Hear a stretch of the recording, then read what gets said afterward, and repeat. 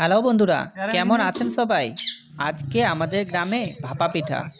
আমাদের গ্রামের দীর্ঘদিনের ঐতিহ্য বজায় রেখে আজ 21শে ডিসেম্বর শীতের কনকনে ঠান্ডায় বাৎসরিক ভাপা পিঠা উৎসবের আয়োজনে মাছ ধরা হয়েছে। আমাদের গ্রামের সকলে মাছের ভাগ নেওয়ার জন্য এখানে উপস্থিত হয়েছেন। আমিও চলে এসেছি মাছ নেওয়ার জন্য। আমাদের ভাগের মাছ নিয়ে আমি চলে আসলাম। বন্ধুরা অনেকগুলো মাছ পেয়েছি। আচ্ছা বন্ধুরা দেখতে পাচ্ছেন কতগুলো মাছ পেয়েছি। কাছে আসো কাছে আসো।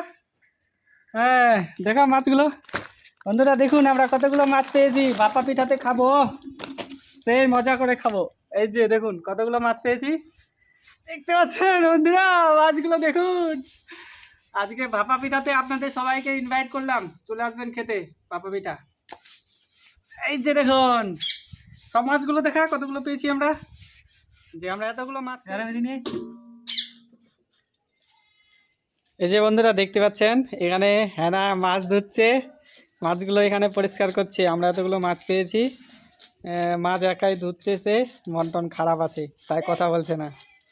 ঠিক আছে, মাছ পরিষ্কার চলছে, এখনও কিন্তু মাছগুলো পরিষ্কার করা হয়নি সম্পূর্ণ। দেখতে পাচ্ছেন সব মাছগুলো এদিকে ওদিকে ছড়িয়ে ছাটিয়ে রয়েছে।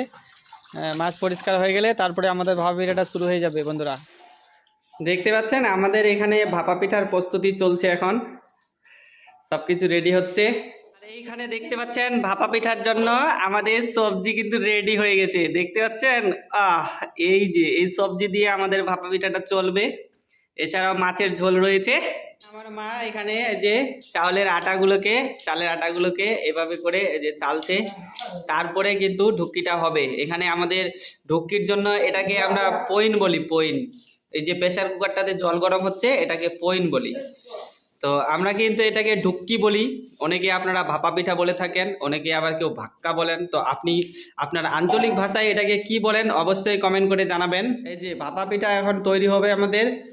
মা এখন এই যে এখানে দিচ্ছে ভাপা পিঠার জন্য। এগুলাকে কি বলে আপনারা জানেন? এটার নাম হচ্ছে পুট্টু মেকার। এটাতে ভাপা পিঠা তৈরি হয়। দেখুন পুট্টু মেকার আপনাদের আছে থাকলে কমেন্ট করে জানাবেন। বাস এভাবে পুট্টু মেকারে দিয়ে তারপরে প্রেসার কুকারে আমরা দিয়ে দিব। এই যে দেখুন ধোয়া উঠছে, এবার এইভাবে প্রেসার কুকারে দিয়ে দিতে হবে। দেওয়ার পরে বন্ধুরা আমাদের ভাপা পিঠাতে যে ধোয়া উঠছে, বাইরের কুয়াশা আর এই যে ভাপা পিঠার ধোয়া, দেখতে একই মনে হলো, স্বাদ কিন্তু আসমান জমিন তফাৎ।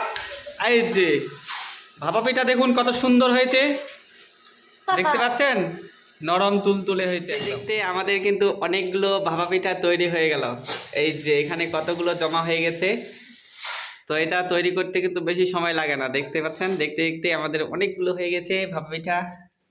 এখন আমরা ভাপা পিঠা খাবো। যে বন্ধুরা আমি সবজি নিয়ে নিয়েছি, এই যে ভাপা পিঠা দেখতে পাচ্ছেন নরম তুলতুলে। এখন খাবো। এভাবে সবজিতে ভালো করে নিতে হবে, বড়ি আছে, মাছ আছে, হ্যাঁ সবজি ভালো করে নিয়ে আহা সেই মজা, সেই স্বাদ বন্ধুরা, সেই স্বাদ। মায়ের হাতের ভাপা পিঠা সেই স্বাদ।